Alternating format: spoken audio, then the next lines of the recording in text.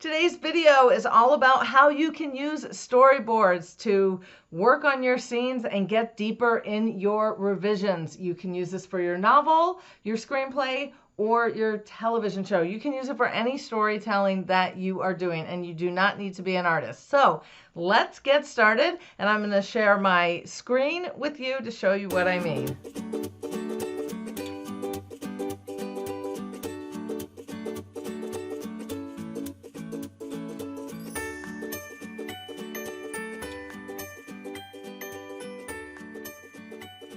Here's my screen, and what I'm talking about when I say to use storyboarding for your novel is this. Now look, I'm a professional artist. This is what's called a Cintiq. This is a program called Sketchbook, and I am drawing with a stylus. But you can do this. I'm going to show you some examples in the video with me that you can do this on note cards or Postit notes or blank sheets of paper or old bills or anything. The point of me doing it here is just because it's easier for me since I already have the setup. So what I mean is you do not need to be a professional artist. If you have two characters that are, say they're sitting on a park bench, your storyboard might be literally something like this. Okay? Which shows that they are sitting on a bench. If you want to put a tree or something, you can. Honestly, this is storyboard 1, okay? And the next scene, maybe they are walking somewhere. So you can have them, let's just say there's a boy and a girl, whatever, you know, and they are walking. This is just to show visually what it's going to look like.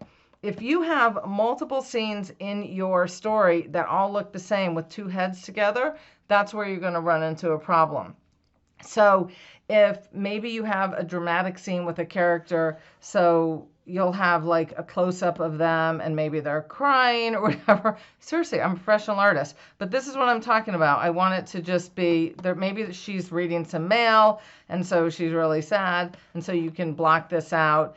And 3, she might be on the phone with her best friend telling her about what happened. And so, like, look how it's just really simple. But if you have too many scenes that look like these two, that's going to be boring. So the point of this is to show you that you can scribble, scribble, scribble, and still get your point across. You can take a sheet of paper and do this. You could also Google storyboarding. There are tons of storyboard templates. I like to do small thumbnails like this for everything that I do, whether it's art or story related. So let's take a popular movie. Let's take Groundhog Day. And if I'm breaking down Groundhog Day sequence by sequence, I might think in the beginning. So we have Phil Connors at the beginning, and he is talking about the weather.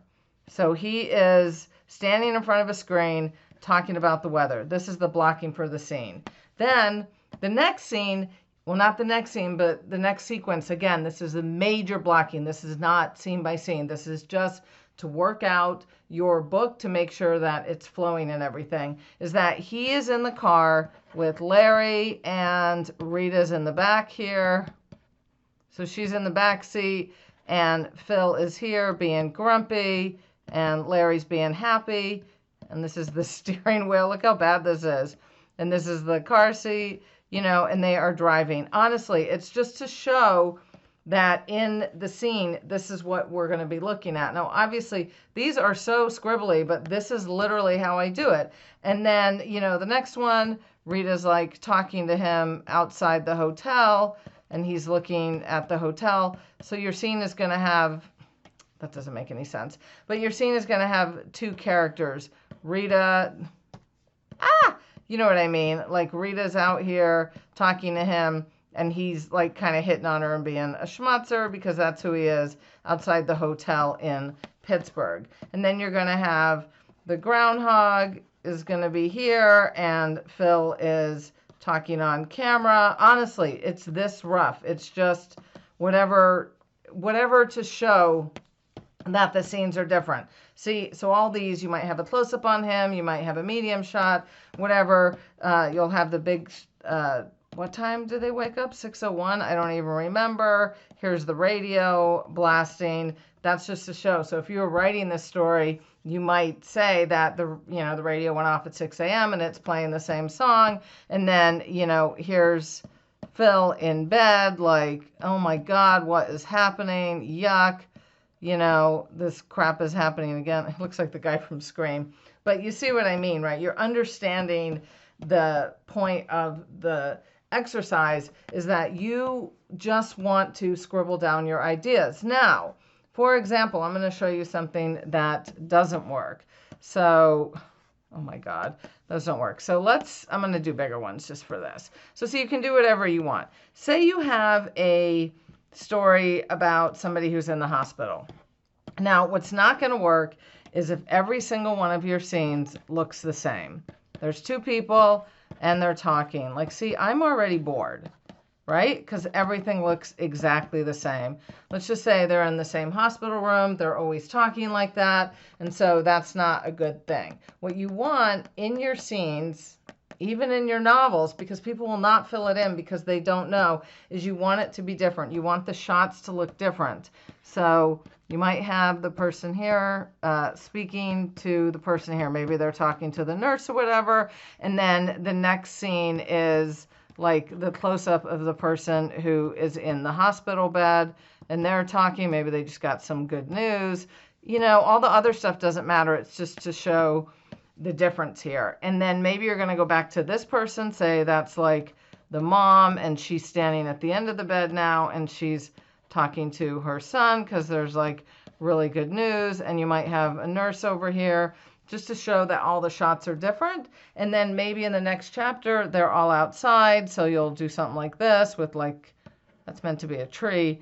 But, I mean, really, it can be that rudimentary. And like maybe they're walking outside. So you have them walking. This is just something that you put down quickly to help you figure out if your story is becoming stagnant or boring or whatever. It's really just to show you the shots. I have put in the description the name and a link to a book that I think is really amazing for this. But again, you can do it any way you want to. And I'm going to go back to video now to show you some other ways to do this. I hope that this is helpful for you. Hi there. So I'm back, and I just want to give you another way that you can do it, and that is with Post-it notes. So I love Post-it note method because you can move them around. Like if the scene's not working, this is sort of like something I just made up about this dog who's feeling kind of neglected, and there's his people, and I drop one of my Post-it notes, but over here there was a storyboard of the dog running away. Well, we can just skip to that. So he runs away, and then this person over here realizes that the dog is gone. So, but maybe this isn't working and I can move it around. So one thing that's great about Post-its is that they're super easy to move around. And it's the same thing when you're writing out your scenes. You can move them around to see if they're working. But again, the storyboard method is just so you get a clearer visual picture of what's happening. So when you're writing those scenes, they're not all the same. If you have a dialogue-driven novel, then a lot of your scenes are going to feel like they're the same. And if you board them out, you will see that they should be very different. And if they're not, you will understand very quickly why it's boring to other people. So I hope this was helpful. And please join my group for female writers on Facebook. The link is in the description. And I will also drop some links to storyboard templates that you can use yourself. But again, you don't need them. You can use Post-it notes, you can use index cards, you can draw on your computer, you can draw on your iPad, whatever means you have is fine, but just make sure you scribble. I mean, these should take like seconds to just get it down, okay? And don't worry about being a good artist. That's not about this. This is just so you can help sort of see when you're revising your novel to get more clarity. Have a great rest of your week, and thank you for watching. Bye.